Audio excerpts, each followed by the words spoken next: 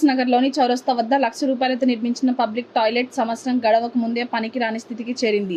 నీటి సౌకర్యం లేకపోవడం, మరమ్మతులు చేయకపోవడం వల్ల ప్రజలు తీవ్ర ఇబ్బందులు ఎదుర్కొంటున్నారు. ఈ నేపథ్యంలో డీవైఎఫ్ఐ ఆధ్వర్యంలో పబ్లిక్ టాయిలెట్ ముందు నిరసన చేపట్టారు. మున్సిపల్ అధికారులు వెంటనే స్పందించి మరమ్మతులు చేసి నీటి సౌకర్యం కల్పించకపోతే మున్సిపల్ కార్యాలయం వద్ద ఆందోళనను తీవ్రం చేస్తామని హెచ్చరించారు.